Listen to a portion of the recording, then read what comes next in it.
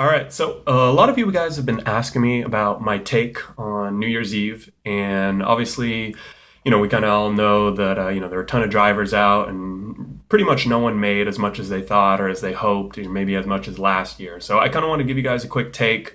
Didn't have enough time to formulate a whole podcast or an article, but I wanted to get this out there. And also, since I'm launching my YouTube channel this week, I thought it'd be the perfect opportunity to basically, give you guys my thoughts, and hopefully you guys will enjoy this video. Feel free to leave me feedback or comments or anything like that. And of course, definitely subscribe to the YouTube channel because we're gonna be having a lot of new, fresh content and a brand new contributor this week. So definitely make sure you stay tuned to check that out. So as far as my plan on New Year's, all along I'd been planning to drive.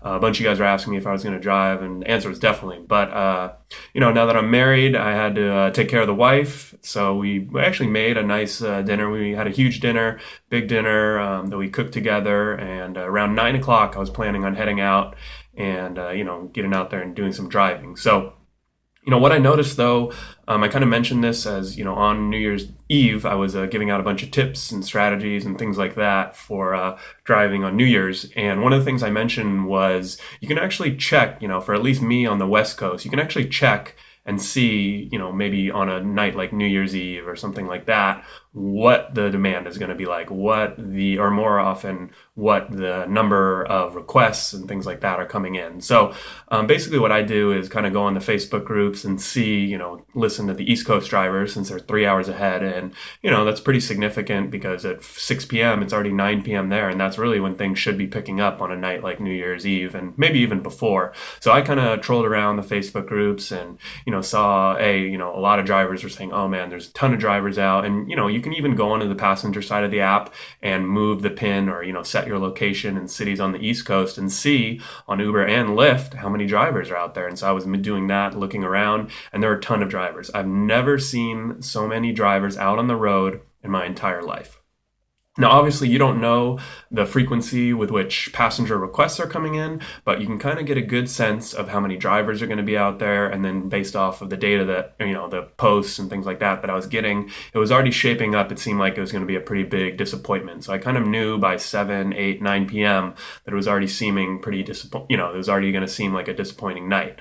At the same time, though, I figured, hey, once midnight rolls around, Uber had been predicting that, surge was going to be highest after midnight, which makes sense, because a lot of people go out from, anywhere from 6 to 10 p.m. So you kind of have all those passengers spread out over a 4-hour period. And then after midnight is when they're all going to need a ride home, midnight, or probably closer to, 1 a.m., 2 a.m. So, I figured it would still pick up after midnight. But, for me personally, I decided against driving. I said, hey, I checked it from 9 to 11 and just hung out with my wife, and we celebrated New Year's just hanging out on the couch watching, one of those New Year's shows, and we had a little party poppers at midnight. So that was our New Year's Eve. And even at midnight, though, in Orange County, I still looked at the app and it wasn't surging yet. And I knew it was going to start surging, or maybe around 1 a.m. at least. And then, beyond that at 2 a.m. And so basically I decided kind of against driving just because I saw a ton of drivers and the saturation. At that point, I knew I could probably go out there and get a couple surge rides at 2 a.m. But,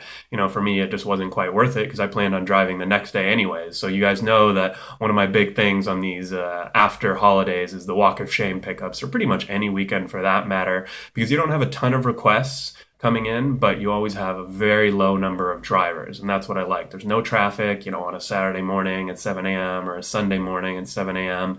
And so I got out there on New Year's Day, started doing some rides, drove for maybe 4, 5, 6 hours. And, I didn't make a killing or anything like that, but I was getting nonstop requests. Only one ride on surge, but I was just getting nonstop requests the next day. So that was kind of my experience on New Year's. So as far as a nationwide experience, obviously there was little to no surge before midnight all across the country. I don't even know if I saw one report of a surge ride, a significant surge ride before midnight. And after midnight, things definitely started picking up. There were some pretty good surge rides in various places across the country. I saw it kind of go up to 6, 7x, 8x in certain places. And, then of course these little screenshots start popping up on Twitter and social media saying, oh, these rides are so expensive from passengers, despite, the constant warnings and everything from anyone. So, so after midnight, there were definitely some good surge rides here and there. I think for most drivers, though, let's be honest, New Year's Eve was kind of a bust. Maybe you guys made equal to, or maybe even a little bit less than, a busy weekend night. Obviously, it wasn't holiday money. It definitely wasn't Halloween money. And I think, most people were probably expecting Halloween type money, where you're making a lot of rides on 3 to 5X. And, that's, honestly, anything over 5X, I think is almost too much. I mean, I feel bad charging people over 5X for a single ride. I mean, obviously 3 to 5X, is going to make you a lot of money. And I think at that point you should be pretty happy because you're going to be making really good money when you're doing any ride over 2 to 3X. So, for most drivers, it was obviously a bust. But, at the same time, these surge rides, why was this? Well, why do you guys think this happened? After midnight, I know a lot of drivers went home and, but the same thing, there were still all those passengers out. So, to those drivers who went home, I don't know if they knew. I mean, honestly, they probably figured that, this was going to be a bust. But, at that point, I feel like, that at midnight on a night like that, things are going to pick up. I mean, 2 a.m. at any night of the week, any weekend night is going to be pretty busy, even in smaller to mid-sized markets. So, but I really want to talk also about why this was. Why do you guys think this happened? And for me, I look at it from a few different angles. So the first thing was obviously there's a huge saturation of drivers. I mean, there are a ton of drivers out. And I mean, I was moving the pin around 9 p.m. and on Uber, you move the pin around and it'll only show you the drivers within your very specific area. And I was seeing 5 to 10 drivers each quarter mile or each half mile. Every time I would move the pin a half mile, I would see another 5 to 10 drivers just clustered. And I've never seen it like that before. You guys know I'm always taking it as a passenger, always driving. And when I'm not taking it as a passenger or driving, I'm still checking the app just to see, what it's like, see what the trends are like, if it's surging. And then, of course, I get a ton of feedback from you guys, which is super helpful. And I love hearing from you guys and, seeing what it's like out there when I'm not driving or when I'm not out there. So that's super helpful for everyone that's been giving me feedback. Definitely keep on doing that. So that was the first thing, why there was no surge. And, why did people, I'm kind of thinking about what was the root cause of all this. That's what I'm going to look into with this video today and what I want to kind of explain. So the first thing to keep in mind was the huge saturation of drivers. That's number one. And number two is obviously, there were less passengers out on New Year's Eve. I mean, I know my wife and we went out last New Year's, and this year, I don't know if it was because we got married or what. Now we're an old couple. We didn't feel like going out, but I know in Southern California it was freezing. It was 40, 50 degrees, which may sound warm to some people, but for us, it's pretty much freezing. I got my space heater on right now. It's so cold, even though it's sunny out. But, so that was the other thing. And I heard from a lot of drivers that there were less passengers out in general, whether it was because of the cold or, obviously Uber gave a ton of warnings that there was going to be surge. And, we got all these emails as drivers that, hey, this is going to be the busiest night ever. But at the same time, on my passenger account, I was also getting notifications from Uber, telling me when to take Uber to minimize the cost and, fares might skyrocket to $100. So basically, it was a little weird because Uber was almost scaring off their passengers. But I think since they've had such bad publicity and such bad PR lately about these surge fares, even though passengers, it's really on the passengers at this point, but, it seemed like there are less passengers out. So obviously with a higher supply of drivers, less passengers, that's going to lead to less surge. So, I think, and then the third thing I want to talk about that I think might have played a part in this is competition because, obviously there's Lyft, but, Lyft and Uber are generally primetime surge pricing very similarly. A lot of passengers take both, and we know a lot of drivers do both.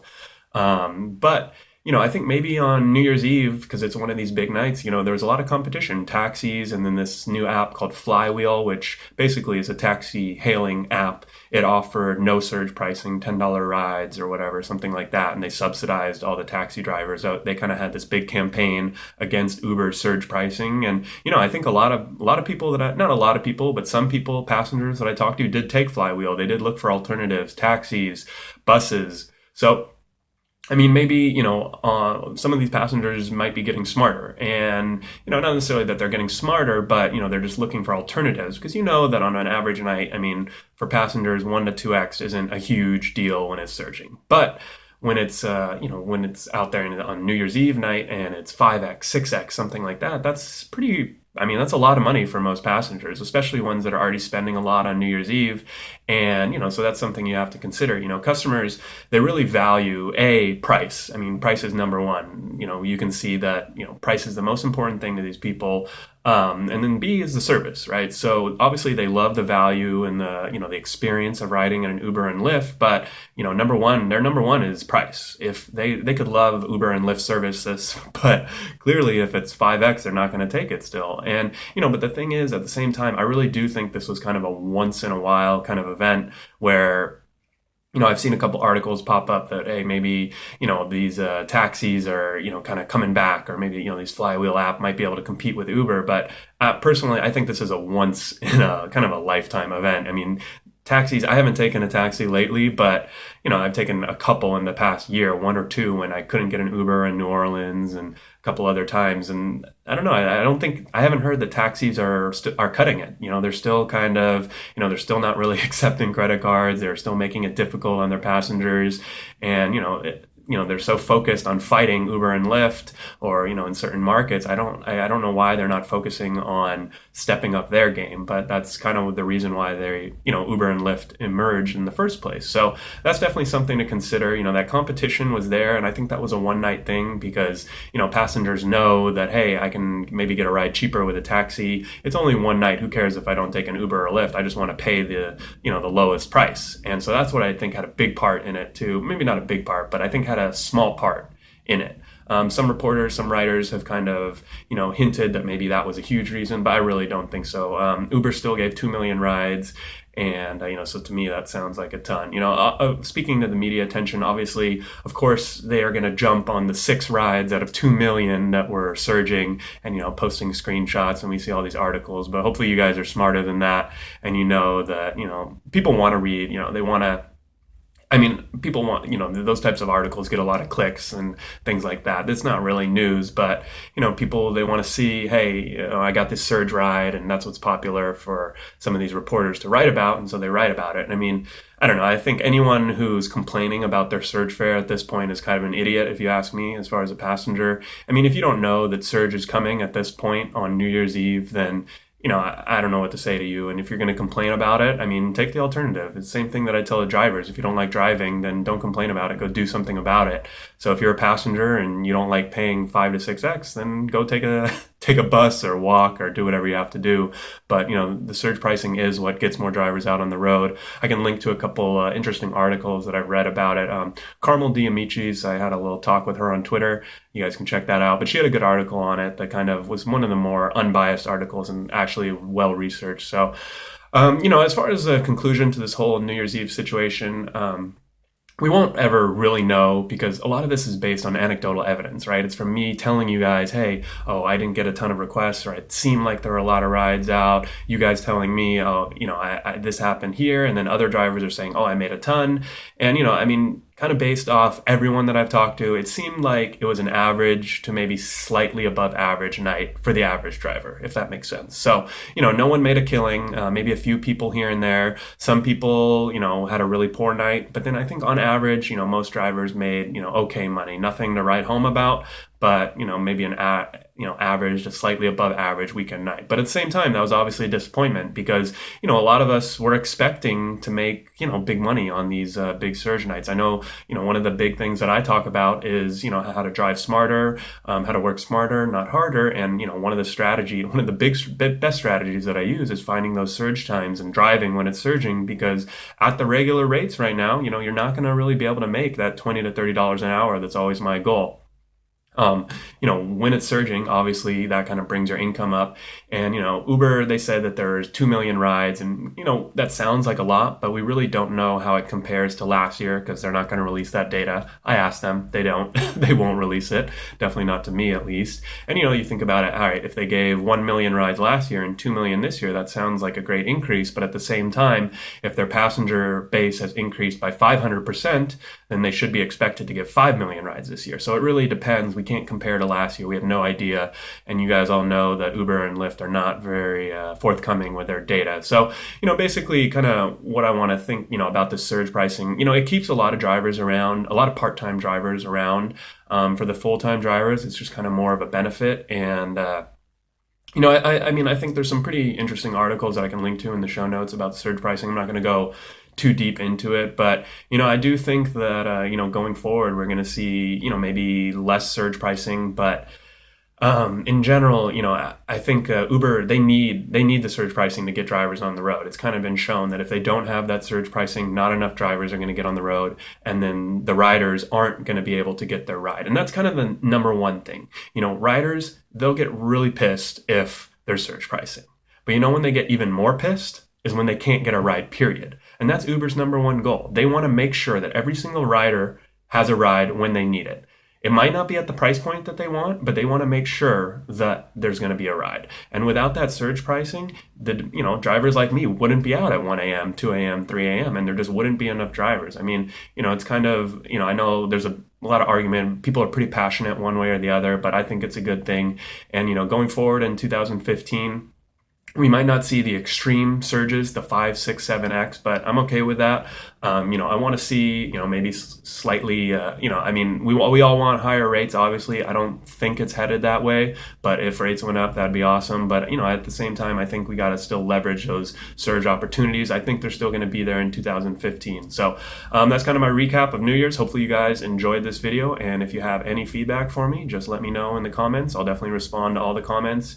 And, we're launching our YouTube channel this week. I got a special new contributor, so definitely subscribe. I'm going to try and get a lot of content up there, a lot of great stuff, and we'll be answering, we're still figuring out what we're going to do, but we're planning on answering questions and taking care of whatever you guys want to see over these videos. So definitely let me know what you think about our videos, and I look forward to talking to you guys more.